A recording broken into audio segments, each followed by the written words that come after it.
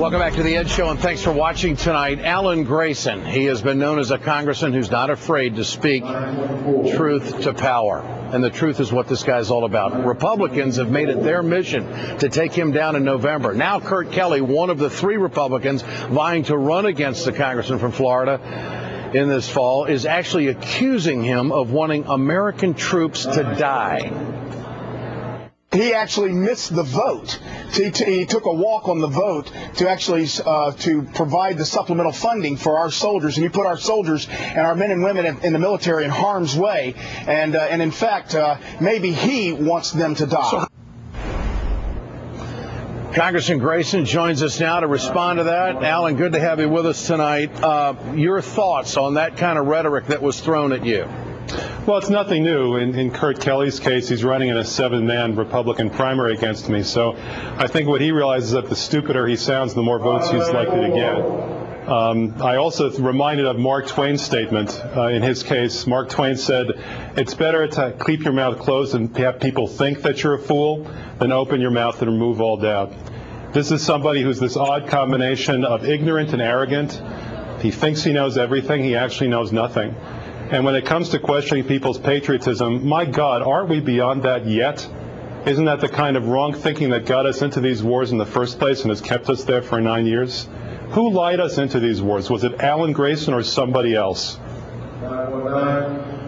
Why did you miss that vote? I mean, he's making that an issue. Obviously, he's playing it up to be a big vote. Is he correct? What's happening here? I said before and after that vote that I was going to vote against the supplemental. I missed it because of a personal matter involving one of my 5 children. I'm the only member of Congress who's got 5 children who are school age, and I have to say goodbye to them every Monday and go back to them every Friday in order to make this job work. Every once in a while, something bad happens. If you're a parent, you know what I mean. And I had to take care of one of them that day. But I said before the vote and after the vote I would have voted against the supplemental because these wars do not make us any safer. We have spent $3 trillion dropping into the sands of Mesopotamia and the mountains of Bactria, and we are no safer than we were before. That's 1/20th of our entire national wealth. And we have left 250,000 Americans with permanent brain damage as a result of serving their country. Permanent brain damage. When is enough enough? Congressman, back during the health care debate, you were very aggressive on the Republicans, and you said this on the floor back in September of last year. I want to play it for you. Here it is. If you get sick, America, the Republican health care plan is this. Die quickly. That's right. The Republicans want you to die quickly if you get sick.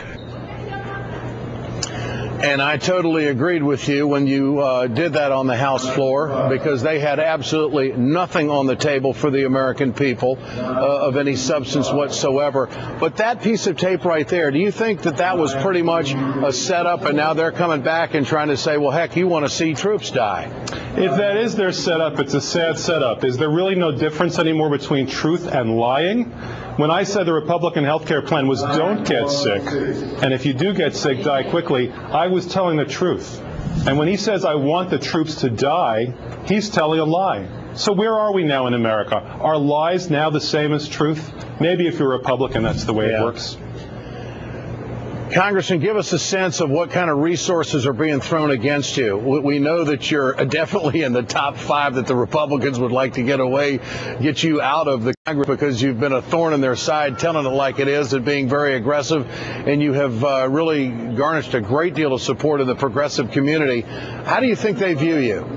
Well, the executive director of the National Republican Congressional Committee said that I'm their #1 target for 2010. But we've had almost 50,000 people come from all around the country, including in Central Florida, to our website, congressmanwithguts.com, and make a contribution. And it's made a tremendous difference. We have people power on our side. We have people volunteering at our website, walking the district every day for us, and we're going to fight back. I think it's time a Democrat knew how to throw a punch, and I'm that kind of person.